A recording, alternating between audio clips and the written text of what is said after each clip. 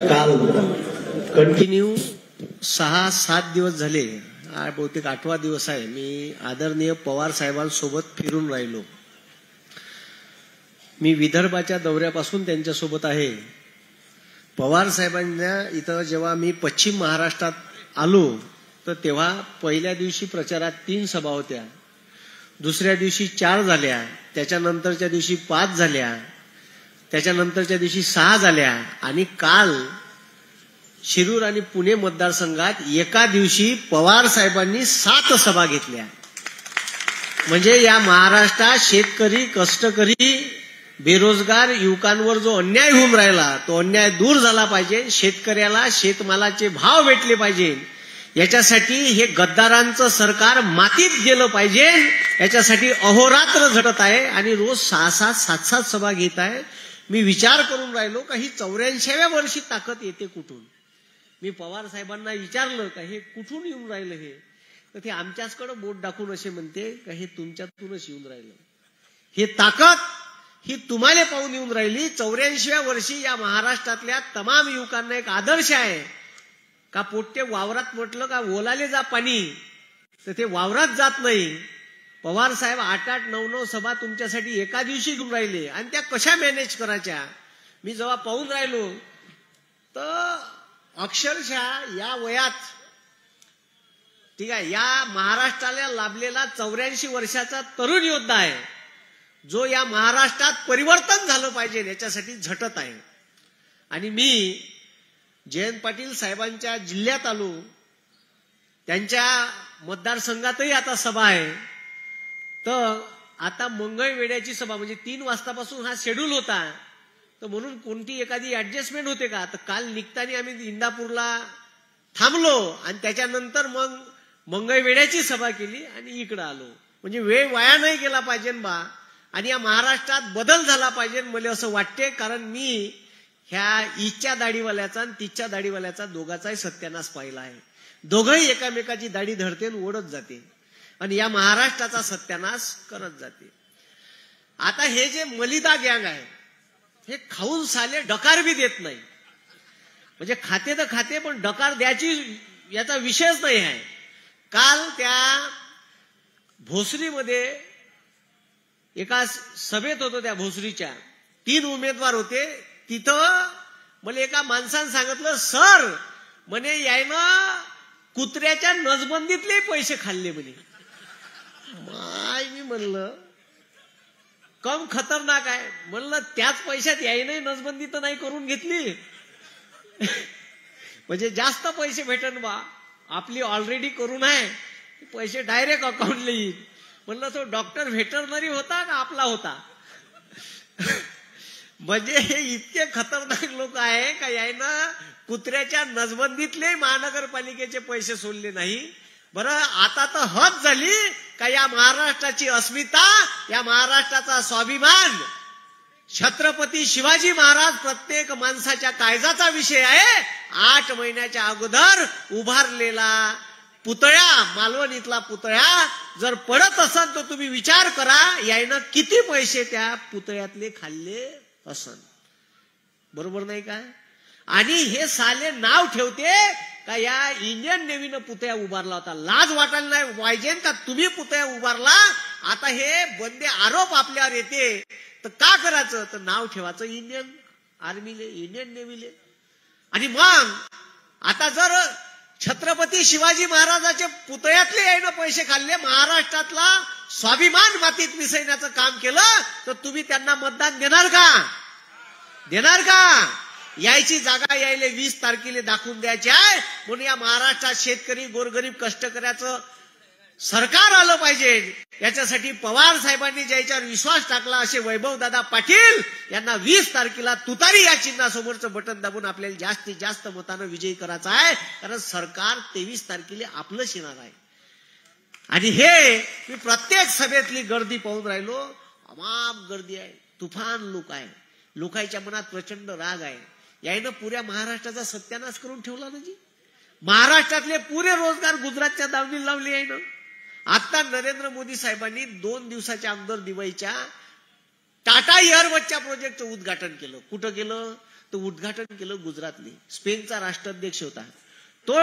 Tata एअरबसचा project नागपूरला होणार होता. गोरगरीब शेतकरी कष्टकरी यायचे पोरं इंजिनियर झालेले, पॉलिटेक्निक झालेले, ITI झालेले पोरं लागले असते. त्याच्यानंतर मोठा प्रोजेक्ट होता एक वेदांता फॉक्सकॉनचा. तो वेदांता फॉक्सकॉनचा प्रोजेक्ट कुठं घेऊन गेले तर तो पुण्यातून गुजरातमध्ये घेऊन गेले. म्हणते पवार साहेबांना का केलं. आता त्या दिवशी अमित शहा आले होते महाराष्ट्रात येऊन म्हणते भ्रष्टाचाराचा सरगना पवार आहे. त्याला लाज वाटत नाही का तो जो केंद्रातला गृहमंत्री आहे म्हणून अजित भाऊला बहीण झाली लाडकी. नाही तर अजित भाऊला बहीण नाही आठवे. आणि योजना कोण चालू केली माहित आहे. ज्यानं स्वतःची लाडकी बायको लाडक्या बहिणीच्या विरोधात उभी केली होती त्यानं लाडकी बहीण योजना जाहीर केली. म्हणजे पहा ना किती दुपट्टी भूमिका आहे, कसं खतरनाक काम आहे. आणि खरं आहे. अरे आपला प्रश्न काही खूप मोठा नाही. आपला प्रश्न खूप मोठा आहे का. आता कांद्याले भाव नाही, दुधाले भाव नाही. आता 6,000 कांद्याले भाव गेला तर शेतकऱ्यापाशी कांदा नाही. व्यापाऱ्याचा फायदा आहे. दूध 25 रुपये 26 रुपयांनी चाललं. मार्केटमध्ये 52 रुपये 60 रुपये लिटरचं पाकिट भेटते. मधातला मलिदा खाऊन कोण राहिलं. DAPची बॅग 538 रुपयाची होती जी 2014 होती का नाही. आता 1350-1400 झाली. मायाबापानं वाढवले का भाव. युरियाची बॅग, रोटावेटर कल्टिवेटरचे भाव डबल झाले. पण तुमच्याकडे किती रेट आहे रोटावेटर कल्टिवेटर एकरी 2,000 असं 2,500. तुमच्या इकडे लय जास्त आहे. आता हे भाव 1,500 रुपये 1,200 रुपये होते 2014. तुम्ही ट्रॅक्टरवाल्याला विचारा हे भाव कोण वाढवले. तो सरळ सांगते कायच्यामुळे भाव वाढले, कशामुळे भाव वाढले. तो म्हणते डिझेलचे भाव वाढले. माझ्या बापाने वाढवले डिझेलचे भाव.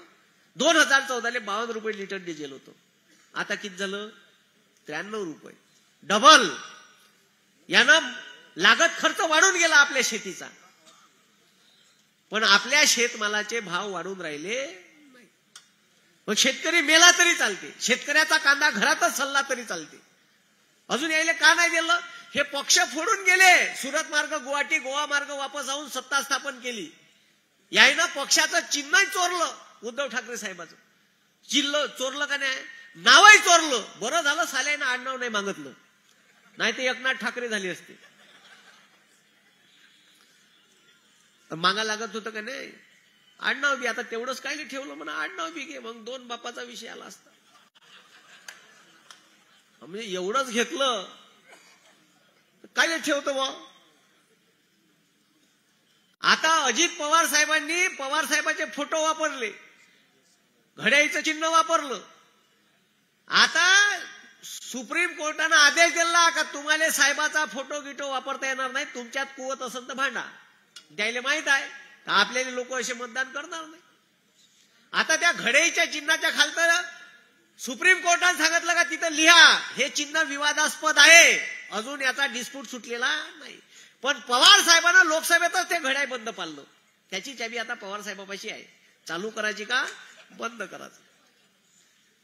मी पवार साहेबांनी एका भाषणात म्हणलंय का साहेब म्हणलं आता हे घड्याळ एखाद्या FEMCत आपण विधानसभा झाली का याचा लिलाव करून टाकू.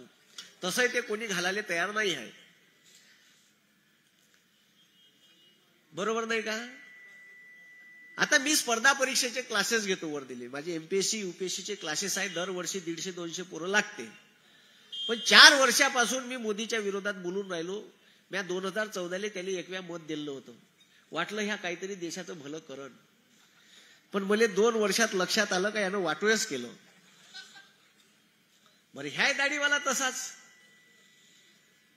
आता यानं परीक्षा घेतली, तलाठीची भरती घेतली, ग्रामसेवकाची घेतली. गोरगरिबाचे पोरं स्पर्धा परीक्षेची तयारी करते, पोलीस भरती घेतली. फी किती 1,000 रुपये. मी एवढ्या विनंत्या केल्या सरकारले का हे फी खूप जास्त होते. गोरगरिबाचे पोरं अभ्यास करते. आता फी 1,000 रुपये. या देशात कलेक्टर बनाची फी 100 रुपये आणि तलाठी बनाची फी 1,000 रुपये. कुठं न्याय मागायला जाऊ. हे उलटे धंदे नाही काही. मग न्याय कुठं मागायचा, कोणाला मागायचा प्रश्न नाही का जी. मग आता तुम्ही विचार करा जर असं गोरगरीब शेतकऱ्यावर अन्याय करत असत म्हणते आम्ही आम्ही लाडक्या बहिणीले 1500 रुपये चालू केले, दिले पैसे. तुम्हाला एक उदाहरण सांगतो, ह्या लाडक्या बहिणीचे पैसे कवा वापस मागन हे काहीच गॅरंटी नाही आहे. त्यानं माये वापस मागितले, पण कायचे, मी काही लाडकी बहीण नाही. माये कोणते पैसे वापस मागितले? शेतकरी सन्मान योजना चालू केली 2019च्या इलेक्शनच्या अगोदर. मग यायचं हेच आहे का पैशात मतदान घेता येते का? मग शेतकऱ्याले 6000 रुपयाची साले भीक देते. अन फवाऱ्याच्या औषधावर 18% जीएसटी लावला. किती टक्के? 18. म्हणजे 1,00,000चं औषध घेतलं का गपकन 1,18,000 रुपये घेते. 18,000 सावडून आणि भीक देते कितीची? 6,000ची. मग वरून आदेश होता 2019ले का ज्या ज्या शेतकऱ्याच्या नावावर 7/12 आहे त्याच्या नावावर पैसे टाका. मग माझ्या नावावर 7/12 होता, दिल्ली टाकून 3 वर्ष आले. मला बरं वाटलं. 3ऱ्या वर्षी वर्धेचा तहसीलदारानं मला नोटीस पाठवला का कराय गुरुजी तुम्ही इन्कम टॅक्स भरता म्हणून तुम्हाला हे शेतकरी सन्मान योजनेचे पैसे घेता येत नाही, हे पैसे तुम्ही वापस करा. मी गेलो तहसीलदाराकडे, ठेवला हे नोटीस. म्हणलं साहेब मी अर्ज केला, माही कुठं सही आहे, मी मागणी केली. म्हणजे नाही. मग तुम्हाला कोण सांगितले पैसेच टाकले माझ्या अकाउंटवर? म्हणजे वरून आदेश होते, टाकले. मग म्हणलं वापस नाही देत, आता टाकले तर वापस मी देऊ, मागून राहिले तुम्ही. तर म्हणे वापस करा नाही तर 7/12 पैसे चढवीन म्हणे. ती आप बहीण माय म्हणलं हे तर उपाधी धंदे आहे. मग तुम्ही पैसे तर दिले वापस मागून राहिले. आता लाडक्या बहिणीले एका घरी तिघीन पैसे घेतले आहे. आणि त्यानं का म्हणलं एका घरी तिघीनं घेतले आहे, एकीचे ठेवा आणि दोघीचे वापस करा. तर मग काय हे कोंबडी इकन का बोकड्या इकन घरचा? आपतच आहे भाऊ. कुठून द्यायचे वापस? खर्च करून टाकले दिवाळीला यायनं, हाय का नाही? म्हणजे हे सरकार इतकं खतरनाक आहे का या गोरगरीब शेतकऱ्याला रस्त्यावर आणायचं काम केलं. लागत खर्च वाढून गेला शेतीचा. पण सोयाबीनचं रेट, आमच्या इकडे सोयाबीन पिकते, सोयाबीन पिकलं काय सोयाबीनची ढेप बोलावली अमेरिकेतून. आता कापूस निघाला ऑस्ट्रेलिया, ब्राझील आणि त्या दक्षिण आफ्रिकेतून 22 लाख कापसाच्या गटांनी बोलावल्या. तूर निघाली इजिप्त वरून तुरीची डाळ बोलावली, अकातल्यासारखी बोलावली. ते खपली नाही. 10,000 तुरीचे रेट होते, 4,000वर आले. 4,000 आले. आणि तुरी खपल्या नाही तर त्याची दाय बनवली. भोगदाड पडलेली तुरीची दाय त्या सार्वजनिक वितरण प्रणाली कंट्रोलमध्ये 32 रुपये किलोने विकली साल्यानं. म्हणजे हे काही शेतकऱ्याचं काही लेणं देणं नाही. ठीक आहे, आपला माल निघाला का निर्यात थांबून द्यायची, त्याची त्या मालाची आयात करायची, आपल्या मालाचे भाव पाडायचे, असं धोरण यायचं आहे. म्हणून हे जे गद्दाराचं सरकार आहे, हे मलिदा गँग खाणाऱ्याचं सरकार आहे, हे कुठंतरी थांबलं पाहिजे. यांना थांबवण्यासाठी जो पवार साहेबांनी विडा उचलला आणि आपल्या मतदारसंघातून, खानापूर आटपाडी मतदारसंघातून ज्यांच्यावर विश्वास टाकला असे वैभवदादा पाटील यांना जास्तीत जास्त मतानं येणाऱ्या 20 तारखेला मतदान करा. 23 तारखेला या महाराष्ट्रात महाविकास आघाडीचं सरकार येणार आहे आणि या महायुतीच्या सरकारले आपल्याला या मातीत गाडायचं आहे. ज्यांनी महाराष्ट्राचा स्वाभिमान मातीत मिसळण्याचं काम केलं अशा सरकारले त्याची जागा दाखवायची आहे. पुन्हा हे फडणवीसचं सरकार आलं पाहिजे नाही. ठीक आहे, म्हणून नात्यातला अजित वैयक्ता आला पाहिजे, मित्रातला एकनाथ वैयक्ता आला पाहिजे. बरोबर नाही का? सध्या खतरनाक आहे. आणि म्हणून हे काही आपल्याला न्याय देऊ शकत नाही. मी जवळून पाहिलेली परिस्थिती आहे. मी वर्धेत मोदीचे ट्रक, म्हणजे इतका इल्लीगल कारखाना आहे. आमच्या वर्धेत मोदीची सभा होती तर मोदी 5 मिनिट एका रूम मध्ये थांबणार होता आणि मुताले जाणार होता. तर त्याचा खर्च 84 लाख रुपये.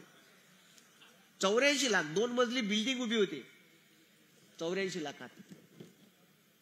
आणि मुरुम गव्हर्नमेंटच्या जागेतून मुरुम इल्लीगल उत्खनन चालू होतं. 250 ट्रक एकट्यानं अडवले. ते 400 लोक, मी एकटा. माझ्या अंगावर ट्रक चढून राहिले होते. मी असा लय लहान आहे पण तुफान आहे. हो, कास्तकाराचं शेतकऱ्याचं पोरग आहे. ज्याचं जळते त्याला कळते, जळते म्हणून बोलतो, हाय का नाही? आणि हे साले पवार साहेबांवर आरोप करते. आता तो ठीक आहे, अमित शहा येऊन पवार साहेबांवर आरोप करते, त्याला लाज वाटत नाही. मराठीत एक म्हण आहे, स्वतःचं ठेवाव झाकून दुसऱ्याचं पाव वाकून. अबे तुले तडीपार केला होता गुजरात मधून सुप्रीम कोर्टाने. म्हणून म्या हे या सरकारनं काय केलं, इकडे भरती काढली दाखवाले गव्हर्नमेंट नोकऱ्यामधली, आणि 238 वेगवेगळ्या गव्हर्नमेंट सेक्टर मधल्या जागा प्रायव्हेट करून टाकल्या आहे ना. प्रायव्हेट पोरं लायब्ररीत अभ्यास करून राहिले. मला हे जेव्हा कळलं मी आंदोलन केलं, 6 दिवस वर दिले. मी पहिला महाराष्ट्रातला आहे, मी आंदोलन केलं. 40 लाख पोरं अभ्यास करते बंद्या महाराष्ट्रात. ऐकले नाही. मग मोर्चा काढला तरी सरकार ऐकलं नाही. मग मी माझ्या अवकातीवर आलो. मग मी माझी अवकात अशी खतरनाक आहे का, ये चांगल्या चांगल्या दांदरून देतो मी. माझ्या युट्यूब फेसबुकवर पाहिजा. मग म्या काय केलं, म्या दुकानं लावले, पोरायले दुकानं लावायला लावले. दुकानाचं नाव होतं मोदी चायवाला. त्याच्यावर चाय विकताना मोदीचं कार्टून. मग बेरोजगार पकोडा सेंटर, मग पकोड्याचं दुकान लावलं दुसरं त्याच्या बाजूले. आणि तिसरं आंदोलनाच्या ठिकाणी, आणि तिसरं दुकान लावलं रिकाम टेकडा चिवडेवाला. आणि तिथं एकनाथ भाऊचा फोटो लावला कार्टून चिवडा विकताना.